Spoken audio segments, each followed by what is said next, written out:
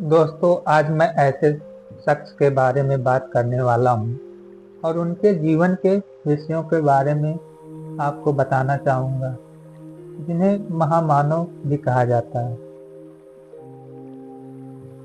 उनके जीवन के संघर्षों को, उनके संदेशों को हम जानेंगे।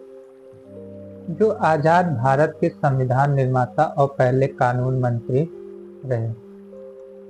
आप समझ ही गए होंगे मैं किसके बारे में बात करने जा रहा हूँ।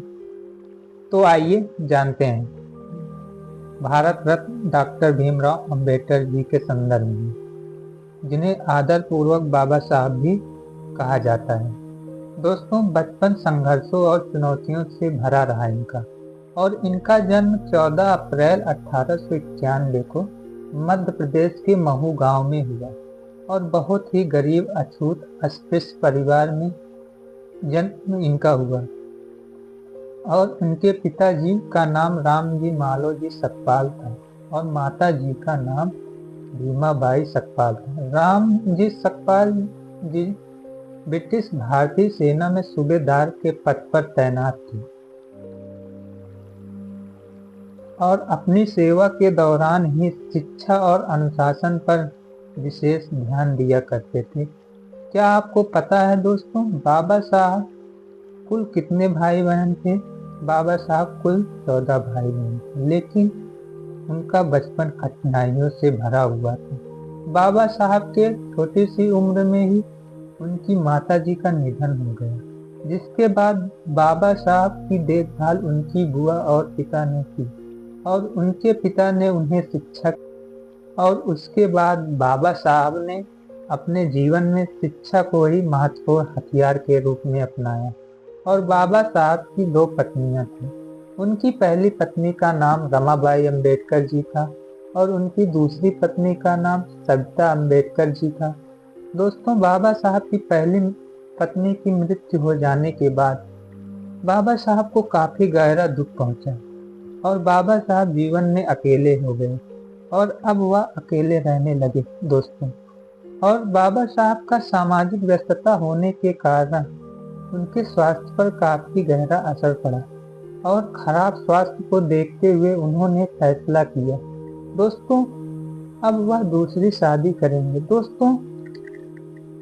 और यह बाबा साहब का व्यक्तिगत फैसला था।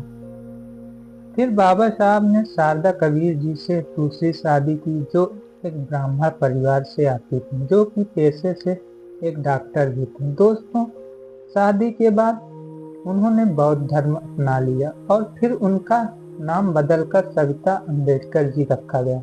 बाबा साहब के दूसरे विवाह को लेकर कुछ लोगों ने उनकी आलोचना भी की, लेकिन बाबा साहब ने जात धर्म की परवाह किए बिना यह निर्णय लिया था कि बाबा साहब द्वारा लिया गया जीवन का यह निर्णय यह दिखाता है दोस्तों कि उनका यह फैसला जीवन में समानता और व्यक्तिगत स्वतंत्रता के सिद्धांत को दर्शाता है। बाबा साहब का बचपन का संघर्ष बहुत ही कठिन रहा है, जो कि एक अछूत परिवार में जन्म होने के कारण उन्हें जातिगत भेदभाव का सामना करना पड़ता था। और बाबा साहब जब बचपन में स्कूल में पढ़ने जाया करते थे तो उन्हें क्लास से बाहर अलग बैठाया जाता था, क्योंकि वे अछूत और दलित घर से थे। उच्च जात के बच्चों के साथ वह क्लास में नहीं बैठ सकते थे और उनको उनके साथ खेलने की अनुमति भी नहीं थी। सार्वजनिक जगहों पर जाने से मनाही थी। उन्हें यहाँ तक कि प्यास लगने पर मटके से पानी निकालकर पीने की इजाजत नहीं मिलती थी और पानी उनको वहाँ का चपरासी पिलाता था। और जिस दिन चपरासी छुट्टी पर होता था, उन्हें अगर प्यास भी लग जाए तो उन्हें पानी तक कोई नहीं पिलाता था। और बाबा साहब प्यासे ही रहकर स्कूल में पढ़ाई किया करते थे और नीच जात का होने का अपमान सहना पड़ता था। अपमान सहने के बावजूद बाबा साहब ने शिक्षा का मार्ग नहीं छोड़ा। वे पढ़ाई करने के लिए दिन रात मेहनत किया करते थे। बाबा साहब की प्रारंभिक पढ़ाई महाराष्ट्र के एक जिला सतारा, जहां वे सरकारी स्कूल में अपना अध्ययन और वहीं पर बाबा साहब के एक शिक्षक जिनका नाम महादेव अंबेडकर जी था, उन्होंने देखा कि भीमराव सकपाल जो पढ़ने में बहुत ही बुद्धिमान और तेज है, और उन्होंने अपना सरनेम लिया। तब से उनका नाम भीमराव अंबेडकर पड़ा। वह इसलिए जिससे उनके आगे की पढ़ाई में कोई बाधा न बन पाए किया। और बाबा साहब ने कोलंबिया विश्वविद्यालय में PhD, London school of economics में बीएससी शिक्षा प्राप्त की। बाबा साहब एक महान समाज सुधारक, अर्थशास्त्री, राजनीतिज्ञ और भारत के संविधान के निर्माता थे। और बाबा साहब ने भारतीय समाज में व्याप्त छुआछूत और जातिवाद के खिलाफ संघर्ष किया और दलितों के अधिकारों के लिए अपना पूरा जीवन समर्पित कर दिया।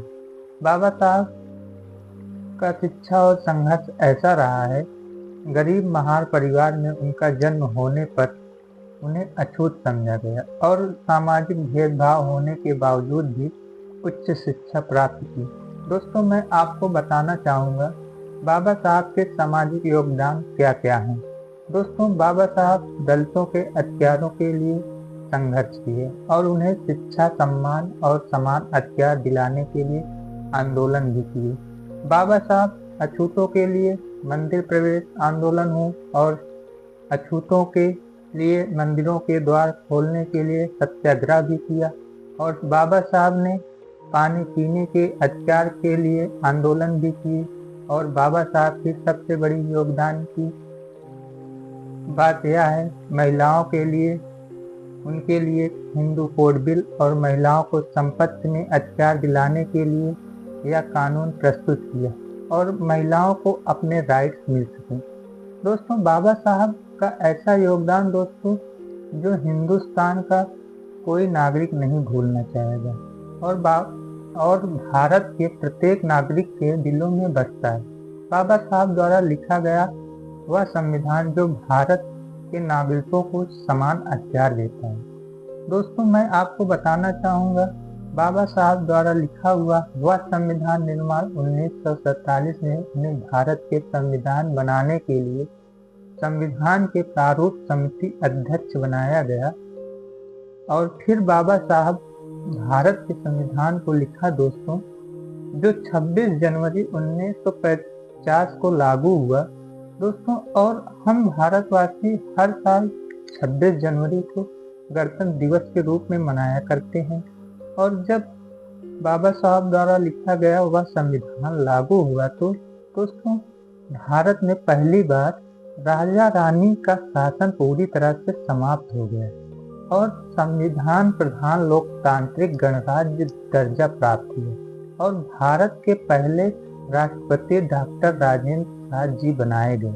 दोस्तों, हर साल नई दिल्ली में गणतंत्र दिवस के अवसर पर कर्तव्य पथ पर परेड का आयोजन होता है और भारत के सैन्य ताकत, संस्कृति और विविधता को प्रदर्शित किया जाता है। 26 जनवरी तारीख यह भारतीय संविधान, भारतीय लोकतंत्र और भारतीय गणराज्य के प्रति सम्मान का प्रतीक है। भारत की एकता और अखंडता का जश्न है।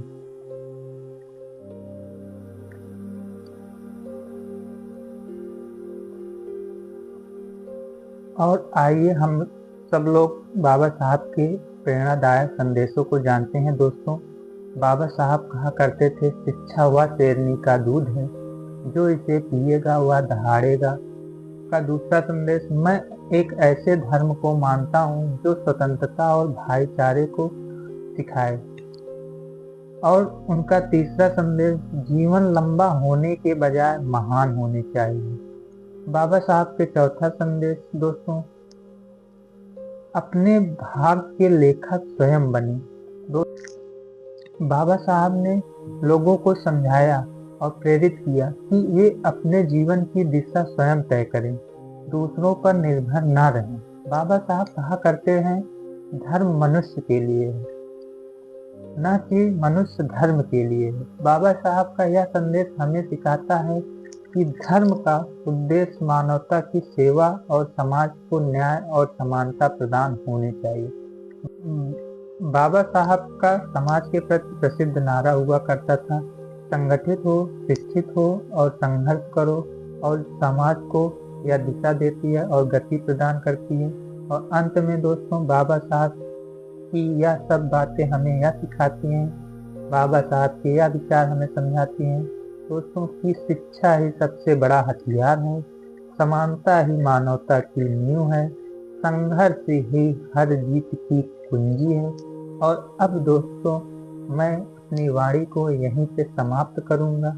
आप लोगों को मेरा नमस्कार, और मैं फिर किसी दूसरे टॉपिक के वीडियो के साथ हाजिर हूँगा।